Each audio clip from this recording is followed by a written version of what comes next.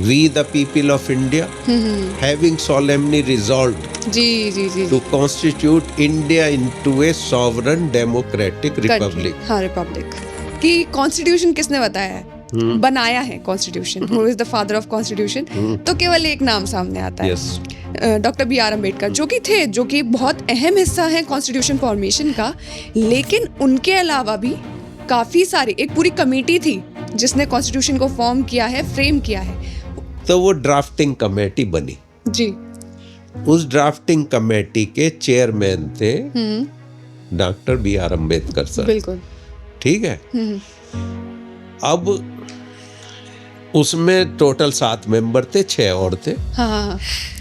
लेकिन प्रैक्टिकली ज्यादा काम बी आर अम्बेडकर साहब ने किया।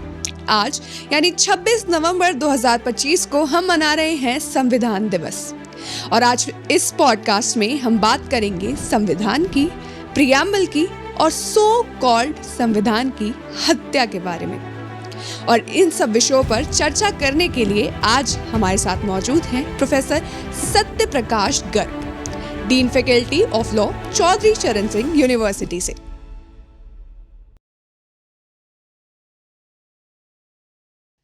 तो जैसा कि सर हम सभी जानते हैं कि संविधान यानी भारत देश का जो हमारा कॉन्स्टिट्यूशन है, वो डेमोक्रेसी का सबसे बड़ा ग्रंथ माना जाता है, क्योंकि चाहे मेयर हो, चाहे प्रधानमंत्री या राष्ट्रपति, सब इसी महाग्रंथ की शपथ लेकर अपना संवैधानिक पद ग्रहण करते हैं। इस संविधान की बहुत सी विशेषताएं हैं, इसे कई बार आहत करने की भी कोशिश की जाती है। जैसा कि आज कल हम देखते ही हैं कि रोज़मर्रा की ज़िंदगी में नॉर्मली एक शब्द इस्तेमाल कर लिया जाता है, कोई भी बात हुई कि संविधान की हत्या कर दी गई है। इस पर आपकी क्या राय होगी, क्या टिप्पणी होगी कि एक महाग्रंथ के बारे में लोग इतना छोटा सोचने लगे हैं कि बात बात पर उसे टारगेट कर दिया जाता है? देखिए, पहली बात तो यह है कि ये महाग्रंथ क्यों है। जी। तो ऐसा है कि जो कॉन्स्टिट्यूशन क्या है और उसको हमें समझना पड़ेगा। जी जी। तो कॉन्स्टिट्यूशन बेसिक डॉक्यूमेंट है जो कि किसी भी राज्य की, स्वतंत्र राज्य की व्यवस्था को रेगुलेट करता है। जी। उस व्यवस्था में आता है कि वेरियस ऑर्गन्स ऑफ गवर्नमेंट और स्टेट। गवर्नमेंट जनरली हम कहते हैं एग्जीक्यूटिव को। जी जी जी। तो जब हम कहेंगे कि ऑर्गन्स या विभिन्न अंग, तो वो हुए स्टेट के। जी। उसमें मेनली आए एग्जीक्यूटिव और लेजिस्लेचर और जुडिशरी। जी। तो ये सारे जो अंग हैं स्टेट के, राज्य के, जी। उनकी व्यवस्था कॉन्स्टिट्यूशन में दी हुई है। जी। और दूसरी बात, उनके आपस में क्या रिलेशन है।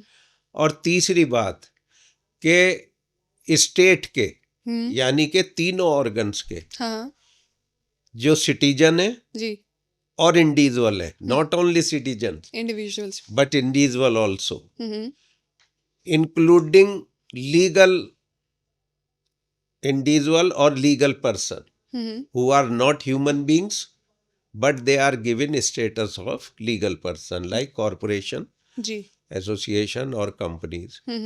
तो उन सब के रिलेशन स्टेट से क्या है, ये सब बातें कॉन्स्टिट्यूशन में दी जाती हैं। कॉन्स्टिट्यूशन ये सब बातें डिफाइन करता है। हाँ, तो ये इसलिए हम इसे फंडामेंटल डॉक्यूमेंट या बेसिक डॉक्यूमेंट कहते हैं। जी। अगर हम जूरिस्प्रूडेंशियल या विधि शास्त्र के दृष्टि से देखें तो कैल्सन ने एक ग्रैंड नॉर्म का कंसेप्ट दिया है। अच्छा। जो बेसिक नॉर्म है, जो आधारभूत है, सबसे ऊपर है। उसने एक पैरामेडिकल जो है एक डिजाइन दिया है। अच्छा। कि बाहर से कोई शक्ति किसी लॉ को नहीं मिलती, बल्कि एक लॉ से दूसरे लॉ को शक्ति मिलती है। अच्छा। अब हम लॉ की बात क्यों कर रहे हैं? हाँ। लॉ की इसलिए कि कंसेप्ट है rule of law, rule according to law, not according to person. जी। कोई व्यक्ति शासन नहीं कर सकता, ना कोई संस्था कर सकती, ना गवर्नमेंट, ना लेजिस्लेचर, ना जुडिशरी। वो सब लॉ के अनुसार कार्य करेंगे, जो जो उनका कार्य है। तो उसने सबसे ऊपर बेसिक लॉ, ग्रैंड नॉर्म कहा उसे। तो जहाँ रिटिन कॉन्स्टिट्यूशन है, वहाँ constitution is the grand norm, basic law है। अच्छा। और उससे सब लॉ एक जो है हेयरार्कियल पोजीशन में, कि एक ग्रैंड नॉर्म से दो बने, दो से चार। जैसे हेयरार्की ऑफ फैमिली होती है कि एक जो है कपिल से, हस्बैंड वाइफ से 2 बच्चे हुए, उनके 4 बच्चे हुए, उनके 10 बच्चे हुए, ऐसे ही। तो जो लोएस्ट नॉर्म भी है, that is getting power and authority from the norm above the basic, जी। Means ultimately from the basic norms. तो ये कंसेप्ट कैल्सन ने 1934 में वर्ल्ड वार फर्स्ट के बाद दिया। और वो उसमें से एक रीज़न या बैकग्राउंड ये भी थी कि ज़्यादातर जो कंट्री उस समय आज़ाद हुए, उन सब ने रिटिन कॉन्स्टिट्यूशन लिया। अच्छा। अब रिटिन कॉन्स्टिट्यूशन की क्या क्वालिटी है कि इसमें सर्टेनिटी है। अच्छा। हाँ, क्योंकि अब जैसे ब्रिटेन का कॉन्स्टिट्यूशन रिटिन नहीं है। अच्छा। हाँ, तो लेकिन क्योंकि वहाँ आज भी वैल्यूज़ हैं, हम कभी कभी बात करते हैं कि जी हमारी एंशिएंट वैल्यूज़, पर हम उन्हें फॉलो करने के लिए तैयार नहीं है। अब जिन वेस्टर्न कंट्रीज़ को हम बहुत क्रिटिसाइज करते हैं, वो अब भी खास तौर से यूरोपियन कंट्रीज वैल्यूज़ को फॉलो करते हैं। तो वहाँ रिटिन कॉन्स्टिट्यूशन नहीं है, जो परंपराएं चली आ रही हैं, ट्रेडिशंस, कस्टम्स, प्रेसिडेंट्स जो चले आ रहे हैं, उन्हें मानते हैं वो।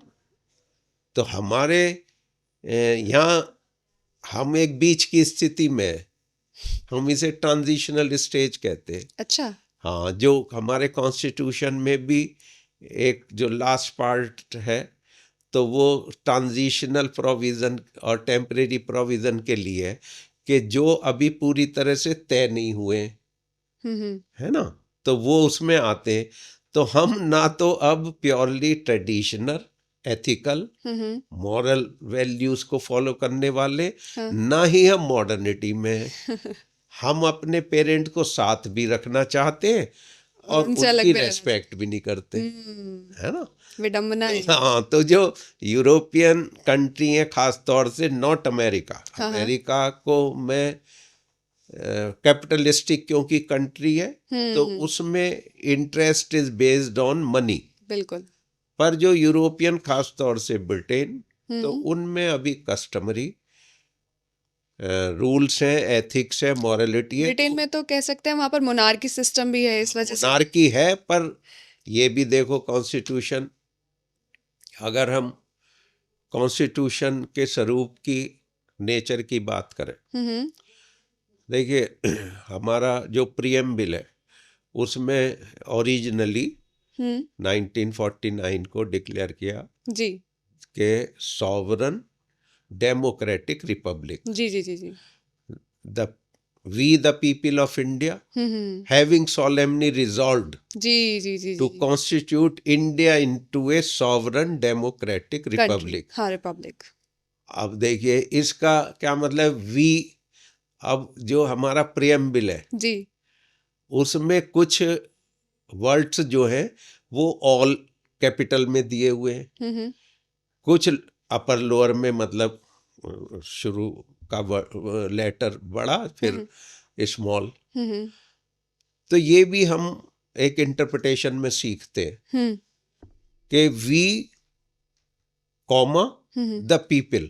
जी जी जी जो पंक्चुएशन है वो लैंग्वेज में बहुत इम्पोर्टेंट है, बहुत।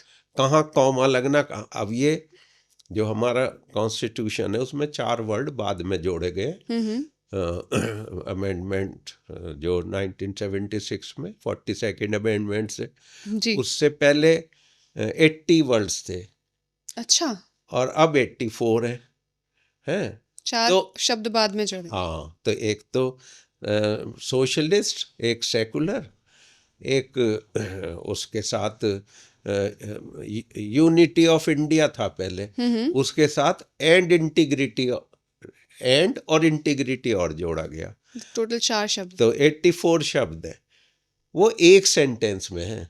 84 शब्द एक सेंटेंस में, कहीं कॉमा तो है पर फुल स्टॉप नहीं है, पूरा एक सेंटेंस है वो 80 तो वर्ड्स। ये ब्यूटी है हमारे मतलब लैंग्वेज के पॉइंट ऑफ व्यू से। वैसे तो बहुत ही इम्पोर्टेंट एस्पेक्ट है कॉन्स्टिट्यूशन का। जी, अच्छा सर, हम सभी जानते हैं, हम सभी को बताया जाता है, पढ़ाया जाता है कि कॉन्स्टिट्यूशन का एक भाग है प्रीएम्बल। पर अगर हम नॉर्मल कोई नहीं जानता इतना प्रीएम्बल और कॉन्स्टिट्यूशन के बारे में, हम अपने देश में, तो हम उसको कैसे समझाएंगे कि प्रीएम्बल आखिरकार है क्या? हाँ, देखिए, प्रीएम्बल का जो जनरल एक्सप्लेनेशन है जी। वो है that is the introductory part of any statute. अच्छा। In every statute we have preamble. Okay. Whether it is general law, मान लीजिए कॉन्ट्रैक्ट एक्ट है, इंडियन कॉन्ट्रैक्ट एक्ट, जी, उसमें भी प्रीएम्बल है। अच्छा। वो सामान्यतः एक लाइन के होते हैं, अच्छा। कि उसमें लिखा है whereas it is necessary expedient to define and amend certain part of the law relating to contract, it is hereby given as follows। जी जी। कि जहाँ हमें कॉन्ट्रैक्ट के बारे में कुछ करना है तो वो यहाँ दिया हुआ है। अच्छा। ठीक है, तो स्टैट्यूटरी जो मतलब जो एक्ट पास हुए हैं किसी भी लेजिस्लेचर थे, वो तो 1872 का है एक्ट, कॉन्ट्रैक्ट एक्ट। जी। 1860 में इंडियन पीनल कोड हुआ। हाँ हाँ। तो वो क्योंकि हमने अडॉप्ट किया था इसलिए वो चलता रहेगा। तो जहाँ भी उस समय की लेजिस्लेचर ने जो पास किया है उसमें प्रीएम्बल सब में होता है। अच्छा। पर वो सामान्य होता है। अच्छा। वो सिर्फ ये बताता है कि ये सारे प्रोविजन जो है, पूरा एक्ट कहाँ से संबंधित है। अच्छा। जो प्रीएम्बल ऑफ कॉन्स्टिट्यूशनल डॉक्यूमेंट है, हाँ, वो इम्पॉर्टेंट है because it is introductory part, it is the concise part of the whole of the statute. अच्छा। जो पूरा है, इसे बड़े जो कॉन्स्टिट्यूएंट असेंबली के मेंबर्स हैं उन्होंने किसी ने कहा this is the preface of the constitution. अच्छा। जो उसका जो है प्राकथन, मतलब आप किताबों में भी देखते होंगे हाँ हाँ, प्रीफेस बिल्कुल लिखा बिल्कुल। जाता जी है, जी जी। या फॉरवर्ड, और या इंट्रोडक्शन। बी आर अम्बेडकर साहब ने कहा कि ये this is introductory part of the constitution. और जो भी रिसर्च है या जो भी आप चीज लिख रहे हैं, मान लो एक आर्टिकल भी लिख रहे हैं, उसका इंट्रोडक्टरी पार्ट इम्पोर्टेंट होता है। बिल्कुल। ठीक है जी। तो अब N.A. पालकीवाला बड़े मशहूर एडवोकेट थे, जो प्रिवी पर्स केस में राजाओं की प्रिंसले स्टेट्स की तरफ से उन्होंने किया था और वो जीते थे। अच्छा। हाँ, उसकी वजह से फिर कॉन्स्टिट्यूशन में अमेंडमेंट करना पड़ा। अच्छा। देखिए, बैंक नेशनलाइजेशन और प्रीवी पर्स जी। और एक्विजिशन ऑफ प्रॉपर्टी, इन तीनों पे जो है अमेंडमेंट 24, 25, 26 इंदिरा गांधी के टाइम में जी जी जी। क्योंकि सोशलिज्म लाना था। ये सोशलिस्ट वर्ल्ड तो बाद में आया, लेकिन सन 71 में है ना बैंक नेशनलाइजेशन हुआ जी 69 में। जी। फिर जब जो कैपिटलिस्टिक पॉलिटिशियंस थे वो विद इन कांग्रेस, तो वो नहीं, वो कैपिटलिस्टिक विचारधारा के थे। जी। नेहरू की डेथ के बाद। अच्छा। नेहरू सोशलिस्ट विचारधारा के थे, वो कम्युनिस्ट विचारधारा। लेकिन ये कम्युनिस्ट नहीं थे। अच्छा। Socialist. Socialism is different, communism all together different from capitalism, but different from communism also. In socialism there is equitable distribution of natural as well as productive resources जी। among all the people. Equitable, equal नहीं, equitable is more important word. In communism the production as well distribution is in the hand of the state. अच्छा। यहाँ state के हाथ में नहीं है, पर स्टेट ऐसा माहौल बनाता है कि सबको के फायदे के काम हो, जो सबको पहुंचे, whether it is employment, whether it is cottage industry, या अब जो मॉडर्न जिन्हें आप MSME कहते हैं, micro medium and small scale industry. जी जी जी। तो वो ग्रास रूट इकोनॉमिक एक फाउंडेशन है जी जी। कि जिससे हर व्यक्ति को विदाउट गोइंग एनीवेयर, हाँ हाँ, तो वो अपनी ही जगह पे काम मिल जाएगा। बिल्कुल। बड़ी इंडस्ट्री तो हर जगह हो नहीं सकती। जी जी। तो ये अब पालकी वाला बहुत बड़े वकील थे, बाद में वो अमेरिका में हमारे एम्बेसडर भी रहे, उसने कहा है this is the identity card of constitution. अच्छा। अब आप इसे एक्सप्लेन करोगे तो जैसे आपका आइडेंटिटी कार्ड है, जी जी जी। तो उसमें हर बात है, आपका नाम भी है, आपका डेजिग्नेशन है, आपका काम है, आपका फ़ोन नंबर है, डेट ऑफ बर्थ डिपार्टमेंट है, ब्लड ग्रुप है, या जो भी है, और रेजिडेंस है, नेसेसरी सारी इंफॉर्मेशन सब मौजूद है। है।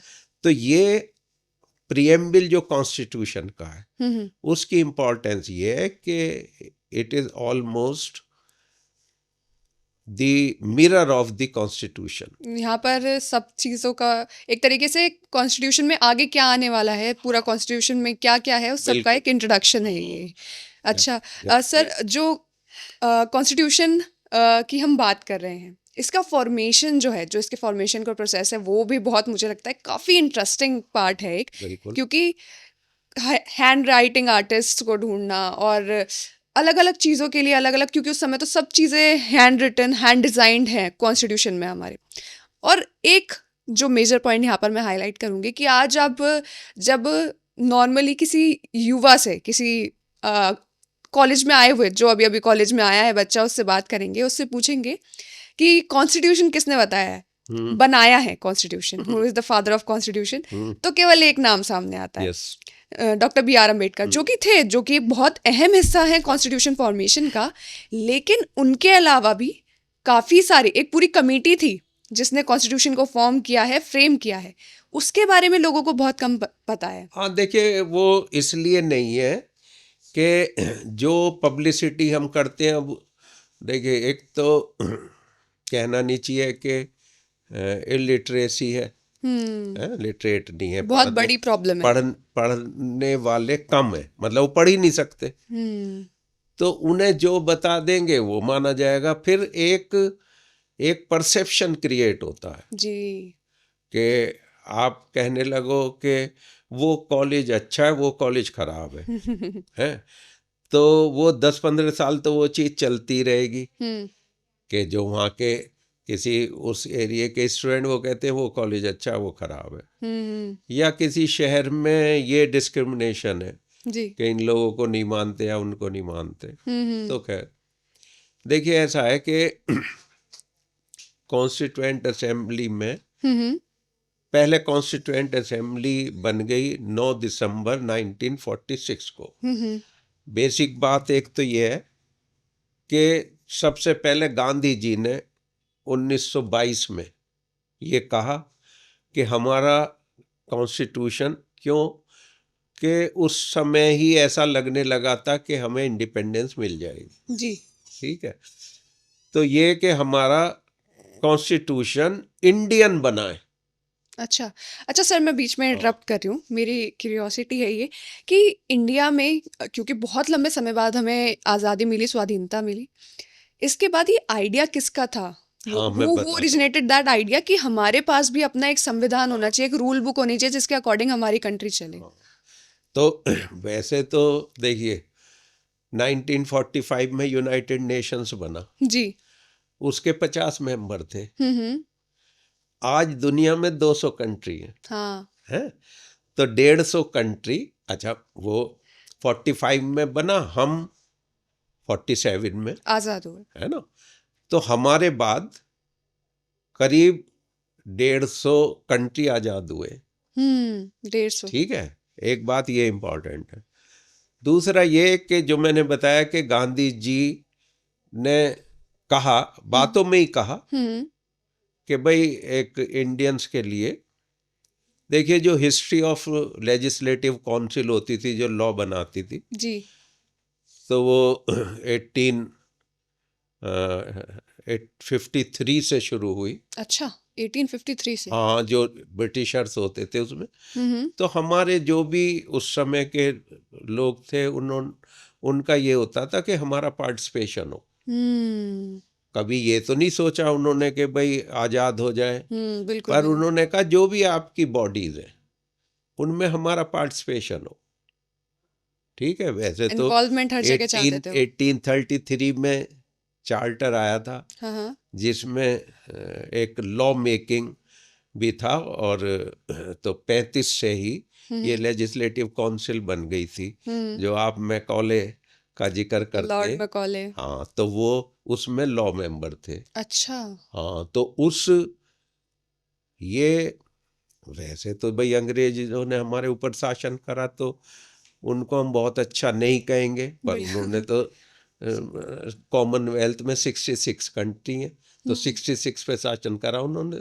अमेरिका पे भी उन्हीं का शासन था, ब्रिटिशर्स का। हाँ, ये भी लोगों को नहीं पता। 1776 में अमेरिका आज़ाद हुआ, रिवॉल्यूशन से हुआ। American George revolution. वाशिंगटन थे उस समय लीडिंग अच्छा। पर्सनालिटी, और लॉर्ड कॉर्नवालिस वहाँ गवर्नर जनरल थे, जिनकी पनिशमेंट पोस्टिंग इंडिया में हुई, वहाँ हार जाने की वजह से। पनिशमेंट पोस्टिंग की गई थी हाँ, क्या? कि भाई वहाँ हार गए आप, वार ऑफ इंडिपेंडेंस कहा जाता है उसे। अच्छा, हाँ, तो वो मतलब भारत को इतना गया लेकिन गुजरा देश समझा जाता था कि यहाँ नहीं, पनिशमेंट लेकिन वो पोस्टिंग हुई। उसको क्यों हार गया वो, अगर मैं पर्सनल एनालिसिस है हम्म। कि वो वायलेंस माइंडेड नहीं होगा। हम्म। इंडिया में जो जुडिशियल हाँ हाँ। जो रिफॉर्म करे जी। वो उसके मशहूर है। अच्छा। हाँ, 1787 में, 90 में और 93 में 3 प्लान दिए उसने। उसमें इंडियंस को भी जो है उसमें इन्वॉल्व करा अच्छा। डिसीजन मेकिंग में। उसके बाद सबसे ज़्यादा जो डेवलपमेंट करा लॉर्ड हेस्टिंग ने, विलियम बेंटिंग ने 1828 में। अच्छा। हाँ, तो ये समझ लो कि ये हम इसलिए स्टडी करते हैं कि आप व्यक्ति की नेचर पहचाने। वो बहुत अच्छा टीचर हो सकता है पर अच्छा एडमिनिस्ट्रेटर नहीं होगा, वो चीफ प्रोक्टर नहीं बन सकता, लेकिन उसको नॉलेज है। तो ये बातें हैं, तो ये हिस्टोरिकल फैक्ट्स है। हमें आइडिया होता है कि भाई किसी की पर्सनैलिटी ऐसी है कि वो एक काम नहीं कर सकता लेकिन दूसरा 100% कर सकता है। तो ये फिर एक तरह से जो पॉपुलराइज हुआ हाँ हाँ। वो 1934 में एम.एन. रॉय। अच्छा। एम.एन. रॉय ने दिया। He was the founder of communist movement in India, और आज भी रेडिकल ह्यूमनिस्ट प्रोपाउंड किया उसने, जो एक्सट्रीम ह्यूमनिज्म की एक सिद्धांत है। अच्छा। रेडिकल ह्यूमनिस्ट, जिसमें निर्जीव जो वस्तुएं हाँ हाँ। उन्हें भी पार्ट ऑफ ह्यूमनिज्म माना जाता है ना। तो लिविंग को तो मानते हैं, नेचुरल लॉ थ्योरीज जो हैं उनमें हम पेड़ पौधों को भी मानते हैं। तो एम.एन. रॉय ने 1934 में सबसे पहले ये कहा अच्छा कि भाई we should have our own constitution. 1935 में एक British government of India act आया।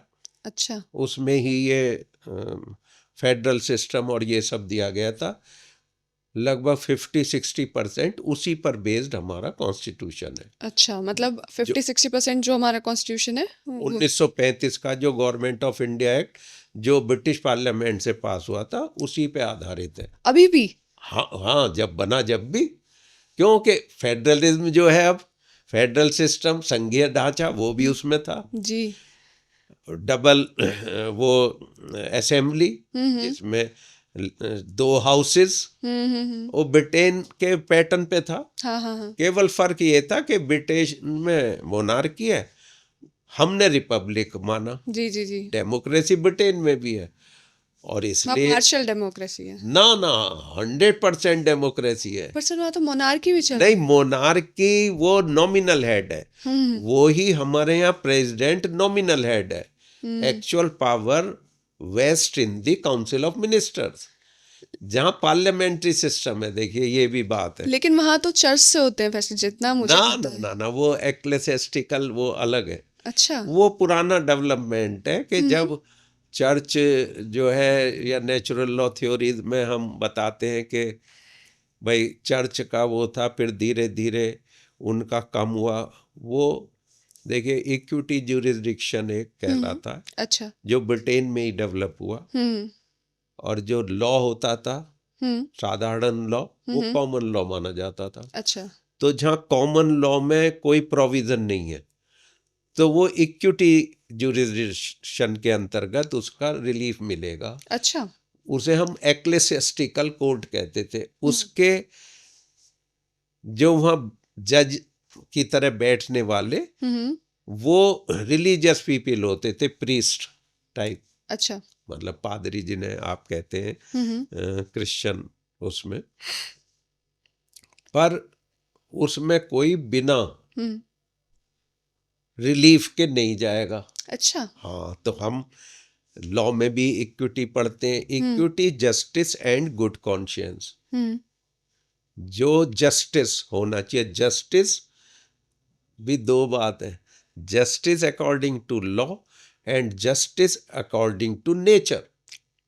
अच्छा। नेचुरल लॉ जो कह रहा है, हम्म क्योंकि वो they were considered to be representative of God. हाँ हाँ। जैसे राजा को भी हम, हमारे इंडियन सिस्टम में भी राजा गॉड का रिप्रेजेंटेटिव जी माना जी जी। जाता था। या यूनान में हम्म जहाँ एरिस्टोटल और वो सब हुए बड़े मशहूर हम्म हैं, या प्लेटो वगैरह और सोक्रेटिस सब हुए, तो king was considered the representative of God, जी। and people were considered as the child of God as well as child of ruler. हम्म तो वो ऐसा नहीं कि वो मतलब डिक्टेटरशिप चला है रूलर। हम्म हाँ, तो वो जो भी करता था तो वो एज पर जो भी नॉर्म्स हैं, एथिकल नॉर्म्स हैं, equity justice and good conscience. हाँ हाँ। अब ये कितना बड़ा वर्ड है कॉन्शियंस, हम्म जो गीता में भी दिया हुआ जी जी जी जी। है ना। दुनिया भर के जो सो कॉल्ड रिलीजियस ग्रंथ है, मैं उन्हें फिलॉसफी मानता हूँ, मैं उन्हें रिलीजन नहीं मानता, रिलीजियस ग्रंथ नहीं मानता। ठीक ठीक। जैसे श्रीमद् भागवत गीता है, मैं उसे रिलीजियस ग्रंथ नहीं मानता, फिलॉसफी मानता हूँ। हिंदुइज्म क्या है, वे ऑफ लाइफ है। जी। उसमें भी वे ऑफ लाइफ दिया हुआ है बिल्कुल। कि what is good, what is bad, hmm what is right, what is wrong. Wrong. यही तो सारे गीता में है। जी। हैं? तो वो कॉन्शियंस जो है वो श्री कृष्ण जी ने भी कहा है हम्म कि जो हमारा स्थूल शरीर है, हाँ हाँ जो बॉडी है, हाँ उससे ऊपर सेंसेस है, जी। जो 5 सेंसेस है, हाँ हाँ। ठीक है। उससे ऊपर हार्ट है, हम्म उससे ऊपर माइंड है, हम्म और इन सबसे ऊपर कॉन्शियंस है, अंतरात्मा की आवाज है। जी अब वो जी। अंतरात्मा की आवाज क्या, जो हम विदाउट फेवर और फियर, हम्म हम जो डिसीजन के लिए कहते हैं जजमेंट, हम्म जो भी दे रहा है हम्म उसकी क्या पैमाना है, हाँ हाँ। बहुत ही आसान है हम्म कि समथिंग डन विदाउट फियर और फेवर। बिल्कुल। दुनिया में गलत काम करने के दो ही आधार हैं, या तो डर की वजह से कर रहा है आदमी, कि किसी ने कहा कि इसका अपॉइंटमेंट होना चाहिए, हाँ हाँ। है, या फेवर, तीसरी चीज नहीं है। बिल्कुल बिल्कुल। हाँ, तो विदाउट फियर और फेवर, इसलिए ओथ में भी लिया जाता है। जो ये जजेस और ये आपके मिनिस्टर ये सब ओथ लेते हैं ना, उसमें है कि बिना किसी दुर्भावना के, बिना किसी उसके फेवर के मैं डिसीजन लूंगा। अब उसे तो भूल जाते हैं सब। तो ये उन्होंने कहा कॉन्शियस है, इनर वॉइस, जब आप और वो बहुत स्ट्रांग है। जी बिल्कुल। कृष्ण जी ने कहा है that is the super power and strongest way of thinking और डूइंग। तो अब जो देखिए कॉन्स्टिट्यूशन में पहले मैंने बताया 1934 में एम.एन. रॉय ने कहा, और फिर जो ब्रिटिश गवर्नमेंट यहाँ कमीशन भेजती थी। जैसे आज भी सिस्टम है कि किसी कॉलेज में कोई कोर्स खुलना है तो आप पैनल भेजते हैं। अच्छा। हाँ, तो समय समय पे कमीशन आते थे। पहले क्रिप्स मिशन आया, उसने कुछ वो उसका अपोजिशन बहुत हुआ जी। फिर कैबिनेट मिशन आया 1946 में। तो 16 मई 1946 में कैबिनेट मिशन ने ये कहा कि there should be an Indian constitution making body. तो एक तरह से हम इसका बाकायदा लीगल इनिशिएशन 16 मई 1946 को मानते हैं। 16 मई 1946। अच्छा, फिर तो ये कॉन्स्टिट्यूएंट असेंबली बनाओ भाई, बिल्कुल, है ना। हाँ।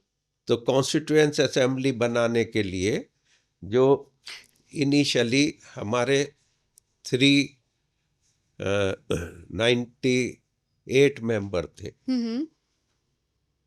और जब तक पाकिस्तान तय नहीं हुआ था। अच्छा। पाकिस्तान बनेगा ये 3 जून 1947 को तय हुआ, ठीक है। तो एक कंपोजिट मतलब कंबाइंड क्या मतलब, जब था ही नहीं पाकिस्तान कहीं, तो वो पूरी इंडिया के लिए बनी, ठीक है। तो वो फिर वो ये अपने 3 जून को जब ये हुआ तो वो अलग हो गई। 3 जून 46 को ये तय हुआ कि भाई ये पाकिस्तान बनेगा।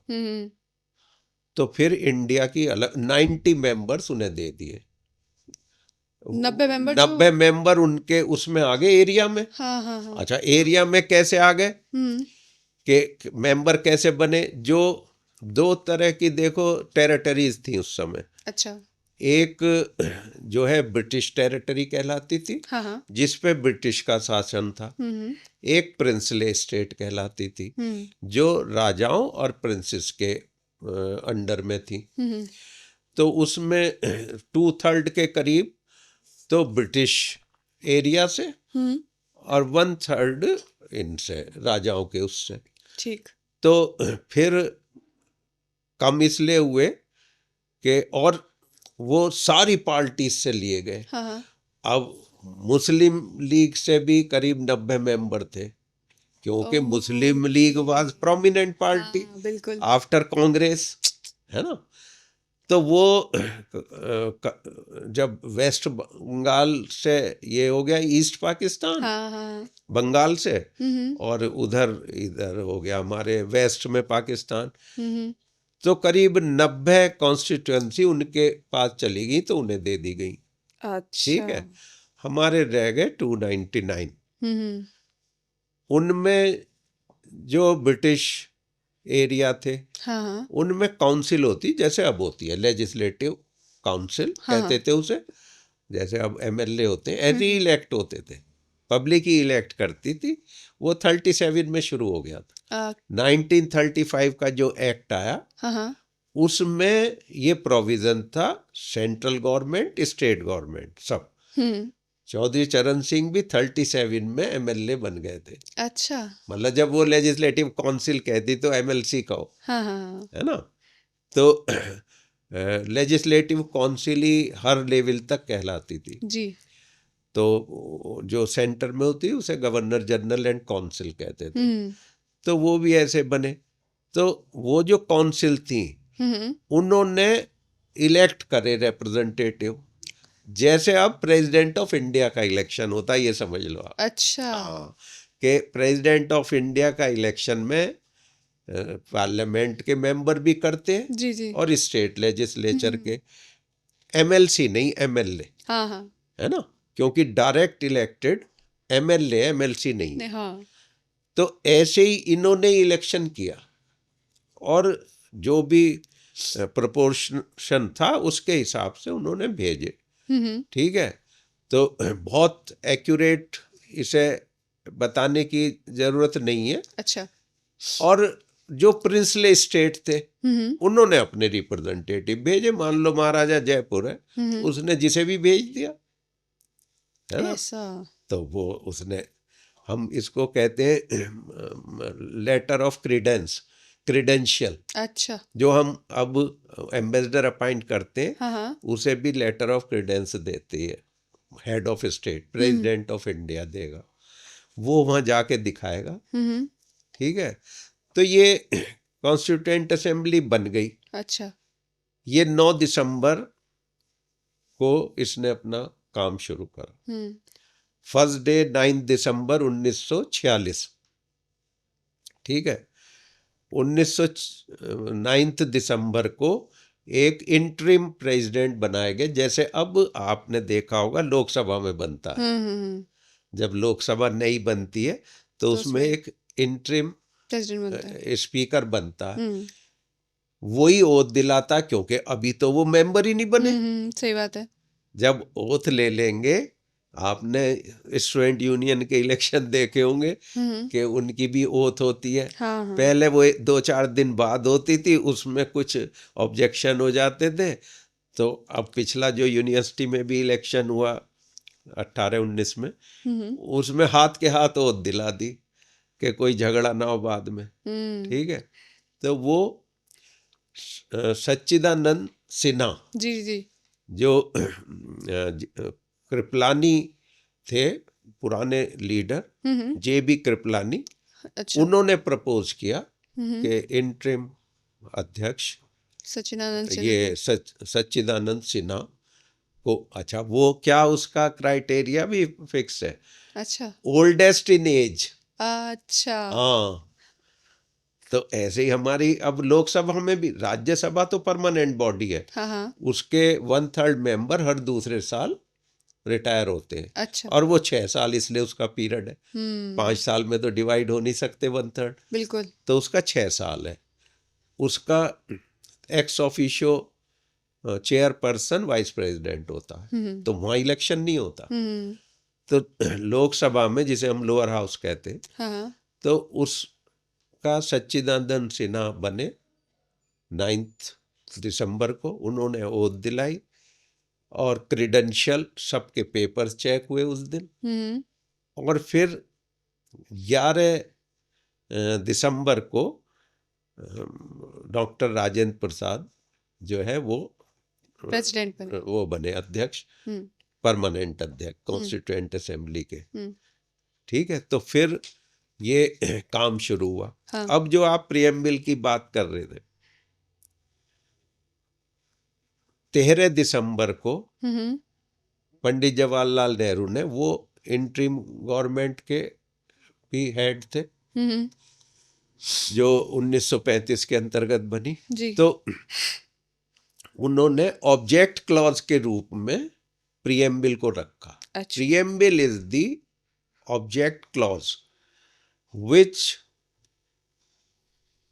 has objectives to be attained by that particular statute। ठीक है, तो ऑब्जेक्टिव क्लॉज उसे कहते हैं। अब भी अगर कोई एक्ट इंट्रोड्यूस होता है, चाहे राज्यसभा या लोकसभा में, जो उससे संबंधित मिनिस्टर है, वो उसे जब प्रेजेंट करता है तो ऑब्जेक्ट क्लॉज बताता है। अच्छा। हाँ, कि इस क्यों ला रहे हम ये सिंपल बात है। सही बात है। अगर आप कोई नई चीज ला रहे या पुरानी खत्म कर रहे तो उद्देश्य तो बताओगे। बिल्कुल बिल्कुल। कि भाई ये नए में ये है। तो वो 13 दिसंबर को हो गया, फिर प्रोसीडिंग चलती रही। तो देखिए, ये BN Roy was nominated as constitutional advisor. अब कॉन्स्टिट्यूशनल एडवाइजर। एडवाइजर, अब ये बाबा साहब अम्बेडकर की तरफ बात आती है। वो जो इलेक्शन हुए उसमें doctor B R Ambedkar election लड़े बॉम्बे से। अच्छा। बॉम्बे मतलब स्टेट थी। हाँ। वो बाद में महाराष्ट्र बनी। जी जी। इलेक्शन में हार गए। कॉन्स्टिट्यूएंट असेंबली का जो इलेक्शन हुआ उसमें हार गए। अच्छा।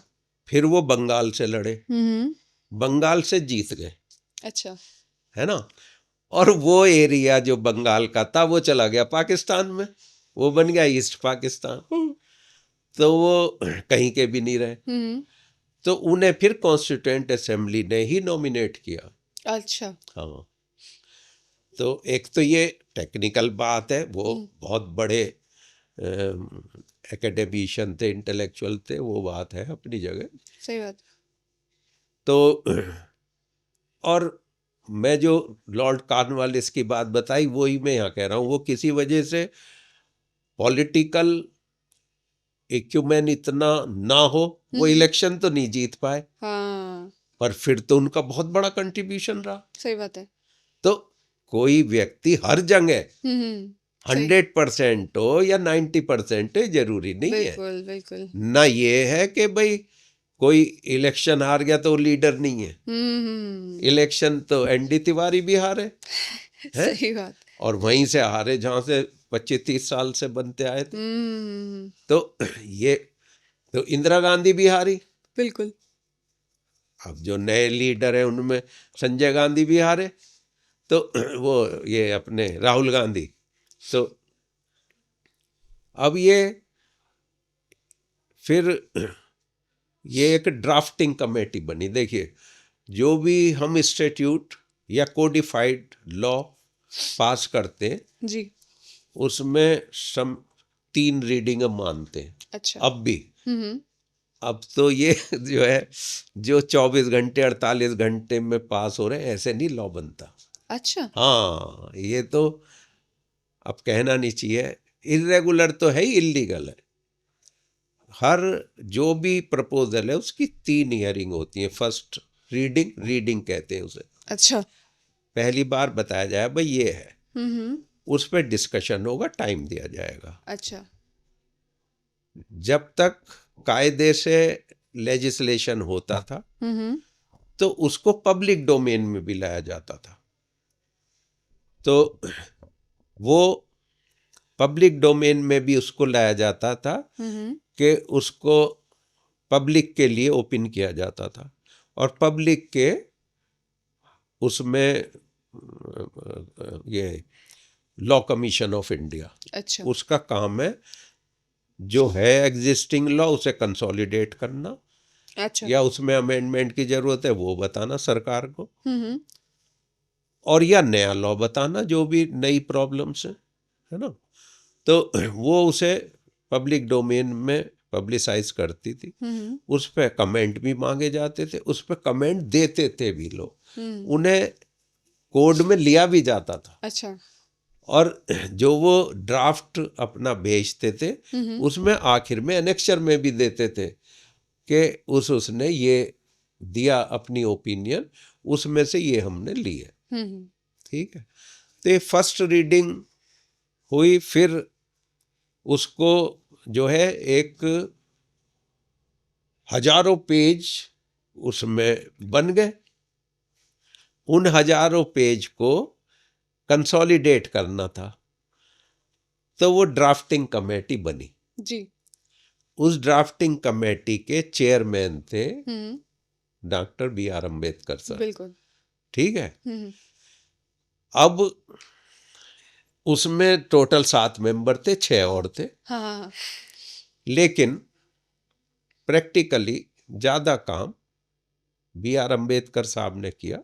अच्छा। हालांकि 10 कमेटी थी जिनमें मतलब सभी, जैसे अब भी पार्लियामेंट की कमेटी होती है, हाँ। पार्लियामेंट उसमें 10-10 20-20 मेंबर्स होते हैं। हाँ बिल्कुल। ऐसे लगभग सभी कॉन्स्टिट्यूएंट असेंबली के सदस्य किसी ना किसी उसके मेंबर थे कमेटी के। हाँ हाँ उनमें से इम्पोर्टेंट कमेटी थी, जैसे उन्हें एडवाइजरी कमेटी कहते थे, जी। जैसे कि फंडामेंटल राइट पे हम्म सरदार पटेल फंडामेंटल राइट की जो कमेटी थी उसके थे, जो प्रोविंशियल स्टेटस की कमेटी थी उसके थे, जो तो ऐसे ही पंडित नेहरू कई कमेटियों में, किसी में ये नहीं कि वो एक कमेटी का चेयरमैन बन गया तो दूसरी में मेंबर नहीं बनेगा। अच्छा। हाँ, कि मैं तो बड़ा आदमी हूँ कि मैं एक कमेटी का चेयरमैन हूँ, मैं दूसरी में मेंबर कैसे बन जाऊँ। तो किसी के मेंबर थे, किसी के चेयरमैन थे। उन सब की मीटिंग्स, सैकड़ों मीटिंग्स हुई, वो सब दी गई। तो वो हजारों पेजेस में सब हुआ। फिर उनको प्रेजेंट किया गया। तो जो अंबेडकर साहब का जो कंट्रीब्यूशन है वो इसलिए बहुत ज़्यादा है कि जो भी वहाँ सवाल उठे, एक तो कमेटी के अंदर जो उठे उसे चेयरमैन ने टैकल किया। हाँ उसने सबको कन्विंस करके यूनानिमस, चाहे माइनॉरिटी पे था, सही बात है ना, चाहे प्रोविंशियल जो प्रोविंसेस या जो अब स्टेट जैसे यूपी है, हाँ तो उनके क्या राइट्स होंगे, उन सब पे था, है, या सिविल सर्वेंट पे था। तो फिर जब वो कॉन्स्टिट्यूएंट असेंबली में आए तो उसमें अभी आपने देखा होगा प्रेजेंट लेजिस्लेचर में, पार्लियामेंट में, कि कोई वो आता है, मोशन आता है, मतलब नया एक्ट आता है, उसमें सब अपने अपने विचार रखते हैं, अपोजिशन वाले भी, वो भी, और वो कहते हैं इसमें ये अमेंडमेंट कर दिया जाए। वो सब कॉन्स्टिट्यूएंट असेंबली के मेंबर्स ने करा। तो उन सबको का जवाब देना, कुछ में जवाब जो भी उसका चेयरमैन था उसने दिया, पर फिर वो सेकंड रीडिंग के लिए तैयार हो गया। तो फिर हर बात का जवाब देना कि हमने ये 10 चीजें थी, इनमें से ये वाली क्यों ली, ये अंबेडकर जी ने किया। उन्हें ही जवाब देना था सबका, क्योंकि अच्छा। हाँ वो चेयरमैन थे ड्राफ्टिंग कमेटी के लिए। तो वो हजारों पेज, हजारों प्रोविजन का कंसोलिडेशन जो करा, और क्योंकि कमेटी में ज्यादा काम उन्होंने करा, एक मेंबर की डेथ हो गई थी, एक मेंबर विदेश चले गए थे। विदेश चले गए थे? हाँ, वो तो देखो, ये तो बड़े बड़े लोग होते थे। तो प्रिंसले स्टेट का जो रिप्रेजेंटेटिव है वो तो प्रिंस ही होगा, है। तो वो तो विदेशों में जितने हमारे राजा और प्रिंस थे उन सब की एक रेजिडेंस लंदन में होता था। बिल्कुल। है? इंडिया में ही 10 जगह होते थे, कश्मीर में होता था कि गर्मियों में कश्मीर चले गए, अपनी कन्वीनियंस के हिसाब से। तो ये, तो इसलिए अंबेडकर जी की तो ये इम्पोर्टेंस है कि उन्होंने वो सब कंसोलिडेशन किया और उसको जो है एक संशोधित और बहुत ही इफेक्टिव उसमें, और जो उनकी क्लैरिटी थी, whether it was on reservation और राइट्स टू या फेडरलिज्म जी, तो वो बिल्कुल क्लियर थी। हाँ, तो इसलिए रिजर्वेशन भी 10 साल के लिए हुआ। अच्छा सर, वो एक टेम्परेरी प्रोविजन था रिजर्वेशन, पर आज भी सारी पॉलिटिकल पार्टीज उसे अपने बेनिफिट्स के लिए तब से अब तक खींचे चले जा रही हैं। वो देखो ऐसा है, इसके 2 कारण है। पहला कारण तो ये है कि रिजर्वेशन इफेक्टिवली और प्रॉपरली यूज नहीं हुआ। अच्छा। उसमें लिमिटेड लोगों को ही आज तक भी, अब कॉन्स्टिट्यूशन बने हुए भी 75 साल हो गए, बिल्कुल, आज तक भी जो है सबको फायदा नहीं हो रहा, क्योंकि रिजर्वेशन तो था ही एक पर्टिकुलर तबके। नहीं, उन्हें ही नहीं हो रहा, उनमें भी सबको नहीं हो, उनमें मासिस को नहीं हो रहा। मान लो शेड्यूल कास्ट, शेड्यूल ट्राइब के लिए, तो वो शेड्यूल कास्ट में तो बहुत सारी कास्ट है, हाँ बहुत, तो उन्हें सबको नहीं हो रहा। अच्छा, ऐसे हाँ, कैसे सर, मतलब? अभी एक डिबेट ये चल रही है, अभी 2-4 दिन पहले ही, जो मेरठ के ही हैं, पंकज मित्तल सर, उसमें इसमें है, सुप्रीम कोर्ट में जज है, अच्छा। कि इस पे भी क्रीमी लेयर लगाओ या it should be for one generation only. मतलब दोनों विचार है। एक उनका ये विचार है कि एक फैमिली में एक बार मिल गया अच्छा, और उसने अवेल कर लिया, मतलब उसे मिल गया, उसको फायदा हो गया एक। फायदा हो गया, वो मजिस्ट्रेट बन गया। अब उसके बच्चे की स्थिति तो खराब नहीं है, बिल्कुल सही पॉइंट, बिल्कुल सच। लेकिन एक व्यू ये है, मैं अपना व्यू तो ना ही बताऊं तो अच्छा, एक व्यू ये है सर बिल्कुल बताइए, है? आप अपना व्यू भी अच्छा बताइए। भाई, मैं तो देखो बेसिकली बताऊं, मैं सोशलिस्टिक विचारधारा का हूं, जी। है ना। हम्म मेरा किसी पार्टी से कमिटमेंट नहीं है, हम्म लेकिन मैं सोशलिस्टिक विचारधारा हूं। जी। तो एक व्यू ये है कि जो हजारों साल उनका दमन हुआ, हम्म जो वो मेंटल जो डिफरेंस है हाँ। वो खत्म नहीं हुआ, जो आज भी यहाँ मेरठ में डीएम है, हाँ। एक एससी, हम्म जब वो बलिया में अपने गांव जाता है हम्म तो वहाँ के जो सो कॉल्ड अपर क्लास है हम्म वो उसको तवज्जो नहीं, वो ही नमस्ते करेगा। इतने बड़े आधिकारिक पद पे होने के बावजूद।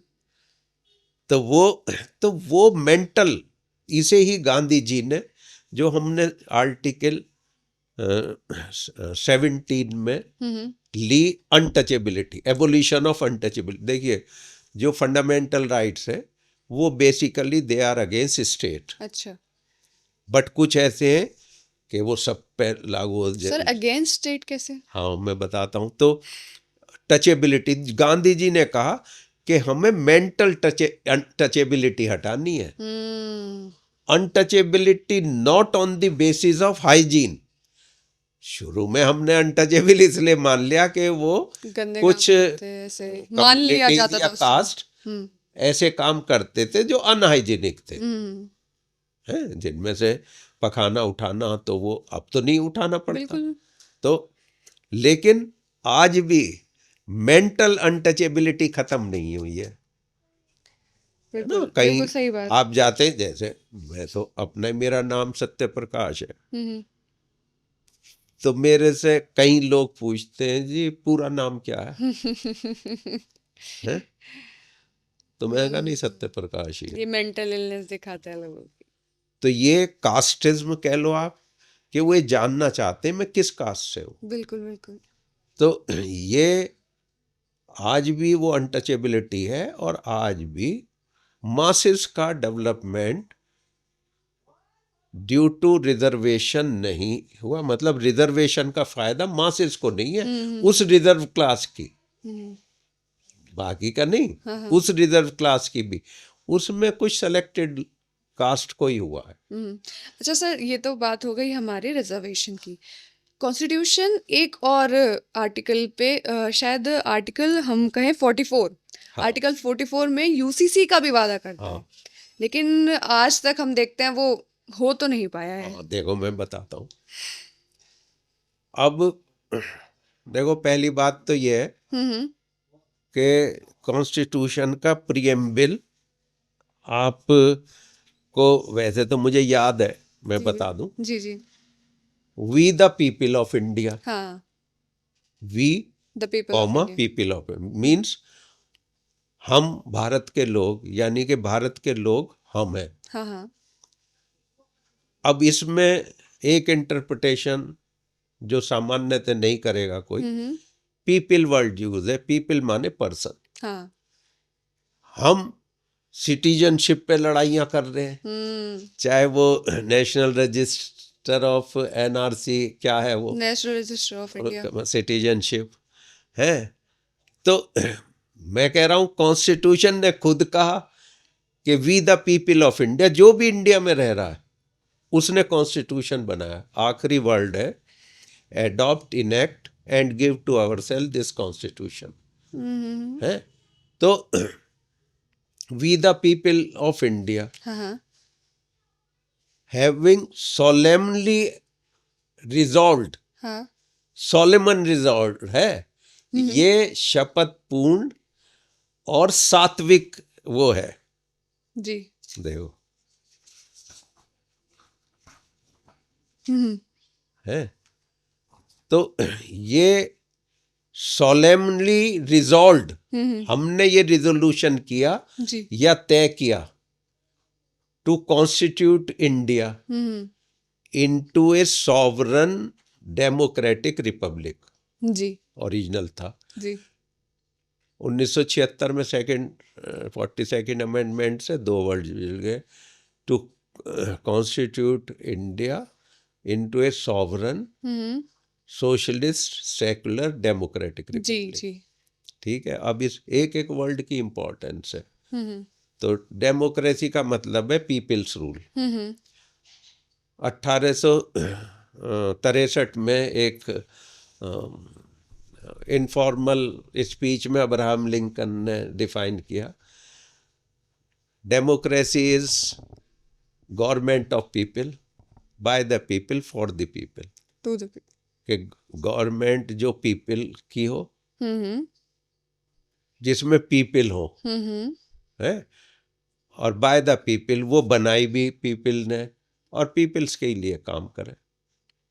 ठीक है, अब तो डेमोक्रेसी का तो ये मतलब है जी। अच्छा, अब आप जो ये constitute India into a sovereign, जी। अब सॉवरन को तो हम 2 घंटे भी बता सकते हैं, पर मैं शॉर्ट में आपको 2 सेंटेंस में बताता हूँ। जी। Sovereign means politically, politically and legally. Sovereign means the supreme authority, अच्छा। the like of which is not found within the state and who is not under control of any external power। अच्छा। ये हम 2 उसके वो मानते हैं, एक internal characteristic, एक एक्सटर्नल। ना तो उसके जैसा कोई और ना कोई बाहरी कंट्रोल हो। अगर उसके जैसा यहाँ तो नहीं है, मान लो सही बात है। कोई राजा है, हाँ तो वो सॉवरन है, हाँ। जहाँ रूलरशिप है। अब वो बाहर से कंट्रोल हो रहा है, तो उसे सॉवरन कैसे माने? तो ये ऑस्टिन ने डेफिनेशन दी है। अच्छा। तो अब ये सॉवरन का तो ये हो गया। अब सोशलिस्ट, जहां सोशलिस्ट का मतलब है इक्विटेबल डिस्ट्रीब्यूशन ऑफ रिसोर्स, ये हमारे उसमें भी है डायरेक्टिव प्रिंसिपल में, कि स्टेट ये कोशिश करेगी कि इक्विटेबल डिस्ट्रीब्यूशन हो। ठीक है, जिसमें यूसीसी है। तो वो भी नहीं कर पा रही स्टेट। तो कुछ कर दिए, जैसे राइट टू एजुकेशन भी डायरेक्टिव प्रिंसिपल में था। हाँ। अब सोशलिस्ट सेक्युलर, अब सेक्युलर का भी हम लोग बड़ा ऐसा इंटरप्रिटेशन करते हैं और उसे पंथ से हिंदी में करते हैं कि जी ये सेकुलर तो वेस्टर्न कंसेप्ट है। वेस्टर्न नहीं है, कॉन्स्टिट्यूशनल कंसेप्ट है। ना ये वेस्टर्न, ना ईस्टर्न, ना मिडिल, ये कॉन्स्टिट्यूशनल कंसेप्ट है, ये पब्लिक कंसेप्ट है। सेकुलरिज्म माने that there is no religion of state and all the people in that state must have right to religion. हर कम्युनिटी को, देखिए जो राइट टू रिलीजन हमारे कौन से फंडामेंटल राइट है 25 से 28, वो पर्सन के लिए है, सिटीजन के लिए नहीं है केवल। अच्छा, 2/3 चाहे उसके पास इंडियन सिटीजनशिप है या नहीं है। 2/3 मान लो कोई विदेश से आया क्रिश्चियन, तो क्या आप उसे चर्च में जाने से मना कर देंगे? बिल्कुल भी नहीं। पर यहाँ पर सर एक सवाल मेरे मन में आया है कि हम ऑफिशियली एक सेक्युलर कंट्री हैं, यानी कि everyone have the right to practice his or her religion, Yes. पर everyone is equal under the eye of law. हाँ, But still एक community के पास special rights क्यों हैं? किस पे है बताओ? किसी पे भी नहीं है। एक वही पूरी एक community, हाँ they have their own law system. हाँ, ना ना, वो तो आप आ गए पर्सनल लॉ पे, वो यूसीसी पे आ गए आप। अभी यूसीसी रहने दो, पहले मैं ये बताता हूँ आपको। हाँ, तो सेक्युलरिज्म का मतलब है सिर्फ ये नहीं कि हर व्यक्ति को उसके रिलीजियस फॉर्मेलिटीज पूरी करने की स्वतंत्रता हो, बल्कि उसमें हिंड्रेंस भी ना हो, उसमें कोई रोक टोक ना हो। बिल्कुल। जैसे आप कम्युनिटी की बात कर रहे हैं कि कोई वर्शिप कर रहा है, हाँ हाँ। तो उसमें रुकावट नहीं होनी चाहिए, पर वो अगेंस्ट पब्लिक पॉलिसी या पब्लिक हेल्थ नहीं होने चाहिए। ठीक। कि जैसे बहुत तेज लाउड स्पीकर की आवाज को कर्टेल करा बिल्कुल कोर्ट ने कि भाई दूसरों को डिस्टरबेंस ना हो, बिल्कुल, ठीक है। इनकन्वीनियंस नहीं होनी या नमाज पढ़ने को सड़क पे चाहिए। कहा कि भाई, लेकिन अगर किसी को इनकन्वीनियंस नहीं है तो पढ़ सकते हैं। आप सड़क पे जागरण नहीं करते, आप इतनी भाई, अगर कम्युनिटी की बात है, क्रिश्चियन की तो कोई बारात ही नहीं निकलती। एक सरधना में बड़ा मशहूर चर्च है, उसमें नवंबर के 2nd संडे को बड़ा फंक्शन होता है। अच्छा। तो कभी उनकी मूर्तियों की तो बारात नहीं निकलती है। शियाज में ताजिए निकलते हैं, वो साल में एक बार, पर हिंदूज में कितनी बारात निकलती हैं। या ये होते हैं। तो ये फ्रीडम है और उसमें स्टेट का प्रोटेक्शन भी है। हाँ। आपने देखा होगा कोई रिलीजियस प्रोसेशन है जी। उसमें एक प्रोसेशन कम से कम 200 पुलिसमैन लगे रहते हैं to maintain law and order, decency, morality. तो ये दोनों ही एस्पेक्ट हैं कि there should not be any religion of state, as well as the state should protect every individual to follow his or her own religion, including religious activity. एक आपको ध्यान नहीं आ रहा, लेकिन मैं बताऊं कि वो हज के लिए सब्सिडी देते हैं। हाँ, देते तो अमरनाथ की यात्रा भी कराते हैं। बिल्कुल। वो तो सब गवर्नमेंट, अभी आया अखबार में मैंने देखा कि कई टन वहाँ वो हो गया कूड़ा अमरनाथ में। अब हाँ, अब नहीं, चारों धाम में। अच्छा। अमरनाथ, बद्रीनाथ, केदारनाथ, अब उसको सब सफाई अभियान चल रहा है। तो वो खैर वो तो होगा ही, कूड़ा जब पब्लिक होगी, वो कोई ऐसी बात नहीं है। पर वो न्यूज़ इसलिए बनी कि पिछले साल से बहुत बढ़ गया, इसलिए वो न्यूज़ बनी। तो ये अब ये इसके बाद है डेमोक्रेटिक। मैंने बताया government of the people, by the people, for the people जी। अब इससे पहले जो ये दो, देखो ये समझने की बात है, ये जनरली समझते नहीं लोग।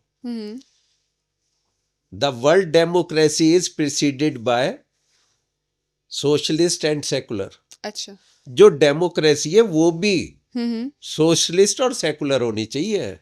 ये नहीं कि आप कम्युनल प्रजातंत्र दे दें। इसलिए अब प्रैक्टिकली कम्युनिटी बेसिस पे, कास्ट बेसिस से कैंडिडेचर भी होता है। हाँ। पार्टीज भी हैं, पर पार्टी क्लेम नहीं कर सकती। अब ये एक मैं कहता हूं कि अच्छा डेवलपमेंट नहीं है कि कोई पॉलिटिकल पार्टी इस सेकुलर डेमोक्रेटिक रिपब्लिक सिस्टम में ये कहे कि हम एक कम्युनिटी के लिए, है ना, ठीक बात। ये अच्छा डेवलपमेंट नहीं है। और वो भी इतने बड़े कंट्री के लिए जहाँ 140 करोड़, मतलब अब तो हम चाइना से भी ज़्यादा हो गए, आगे निकल तो ये, पर अब इस पे रोक टोक नहीं है। अब देखो एक बात से दूसरी बात जुड़ी हुई है। अच्छा। अब प्रेजेंट टाइम में रोक टोक कौन करेगा? इलेक्शन कमीशन ऑफ इंडिया, बिल्कुल। वो तो कर नहीं रहा। अच्छा। हाँ, वो तो कुछ भी नहीं कर रहा, हम्म। है ना। अच्छा सर, हमारे पास इतने बड़े बड़े विद्वान व्यक्ति थे जिन्होंने हमारे कॉन्स्टिट्यूशन को फ्रेम किया, फिर भी हमने 11 कंट्रीज के कॉन्स्टिट्यूशन से अपने कॉन्स्टिट्यूशन के लिए हमने काफ़ी सारे प्रोविजंस उन कंट्रीज के कॉन्स्टिट्यूशन से लिए। देखिए, मैंने बताया कि जो ब्रिटिश लेजिस्लेचर ने करा था गवर्नमेंट ऑफ इंडिया एक्ट, है, तो मॉन्टेग्यू चेम्सफोर्ड वो एक्ट कहते हैं, जो सेक्रेटरी होते थे, फॉरेन सेक्रेटरी, और यहाँ के वही वायसराय उनके नाम से, तो वो उसका 50-60%, और बाकी आइवर जैनिंग बहुत बड़े इंटरनेशनल कॉन्स्टिट्यूशनल एक्सपर्ट और राइटर हुए। उन्होंने कहा all constitutions are the heirs of past and testator of future.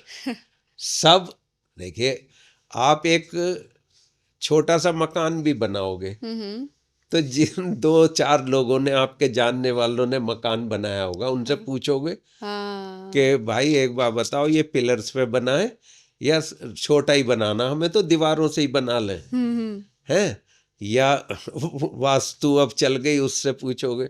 सही बात। तो हमेशा जो भी नया डेवलपमेंट है, ये बुराई नहीं है कि हम दूसरों के एक्सपीरियंस से फायदा उठाएं, ये अच्छाई है कि दूसरों से हम पूछें। आप, छोटी सी बात है कि रास्ता पूछोगे, हाँ बिल्कुल, जैसे मैंने सर से पूछा कि भाई वो भेज दो लोकेशन, है ना जी, अगर ये फैसिलिटी लोकेशन की ना होती तो मैं रास्ता पूछता। बिल्कुल।